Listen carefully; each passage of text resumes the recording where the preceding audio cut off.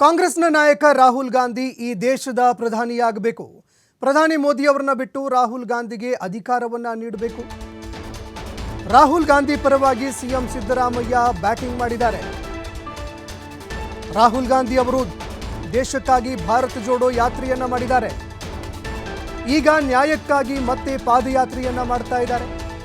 ಜನರ ನ್ಯಾಯಕ್ಕಾಗಿ ರಾಹುಲ್ ಗಾಂಧಿ ಅವರು ಹೋರಾಟವನ್ನ ಮಾಡ್ತಾ ಇದ್ದಾರೆ. ಹೀಗಾಗಿ ಮೋದಿ ಅವರನ್ನ ಬಿಟ್ಟು ರಾಹುಲ್ ಗಾಂಧಿಗೆ ಅಧಿಕಾರವನ್ನ ನೀಡಬೇಕು.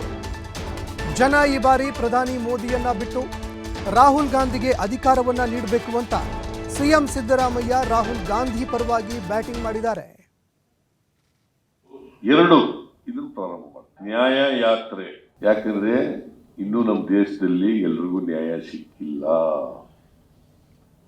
ಎಲ್ರಿಗೂ ನ್ಯಾಯ ಸಿಕ್ಬೇಕು. ಹಿಂದುಳಿದವರಿಗೆ, ದಲಿತರಿಗೆ, ಅಲ್ಪಸಂಖ್ಯಾತರಿಗೆ, ಮಹಿಳೆಯರಿಗೆ ಎಲ್ರಿಗೂ ನ್ಯಾಯ ಸಿಕ್ಬೇಕು.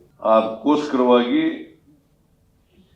ಇಡೀ ದೇಶದಲ್ಲಿ ಜಾಗೃತಿ ಮೂಡಿಸ್ತಕ್ಕಂಥ, ನ್ಯಾಯಕ್ಕಾಗಿ ಹೋರಾಟ ಮಾಡ್ತಕ್ಕಂಥ, ನ್ಯಾಯ ಸಿಕ್ಕಬೇಕು ಈ ವರ್ಗದ ಜನರಿಗೆ ಅಂತ ಹೇಳಿ ಇವತ್ತು ಪಾದಯಾತ್ರೆಯನ್ನು ಮಾಡ್ತಾರೆ. ಅಂತ್ಯವ್ರ ಕೈಗೆ ಅಧಿಕಾರ ಹೋಗ್ಬೇಕು, ಇಲ್ಲ ನರೇಂದ್ರ ಮೋದಿ ಅವ್ರ ಕೈಗೆ ಅಧಿಕಾರ ಹೋಗ್ಬೇಕು? ಅಲ್ಲ, ರಾಹುಲ್ ಗಾಂಧಿ ಅವ್ರ ಕೈಗೆ ಅಧಿಕಾರ ಹೋಗ್ಬೇಕು, ನರೇಂದ್ರ ಮೋದಿ ಅವ್ರ ಕೈಗೆ ಹೋಗ್ಬೇಕು. ಮತ್ತೆ ನಾವೆಲ್ಲ ಪ್ರಯತ್ನ ಮಾಡ್ಬೇಕಲ್ವಾ? ದೇಶದ ಸಾರ್ವಭೌಮತೆಯನ್ನು ಎತ್ತಿ ಹಿಡಿಲಿಕ್ಕೋಸ್ಕರ, ದೇಶದಲ್ಲಿ ಎಲ್ರಿಗೂ ನ್ಯಾಯ ಕೊಡ್ಲಿಕ್ಕೋಸ್ಕರ ನಾವೆಲ್ಲರೂ ಕೂಡ ಹೋರಾಟ ಮಾಡಿ ಕಾಂಗ್ರೆಸ್ ಪಕ್ಷವನ್ನು ಮತ್ತೆ ಅಧಿಕಾರಕ್ಕೆ ತರಬೇಕು. ಈಗ ಭಾರತ್ ಜೋಡೋ 2 ಇದನ್ನು ಪ್ರಾರಂಭ ಮಾಡಿ ನ್ಯಾಯ ಯಾತ್ರೆ.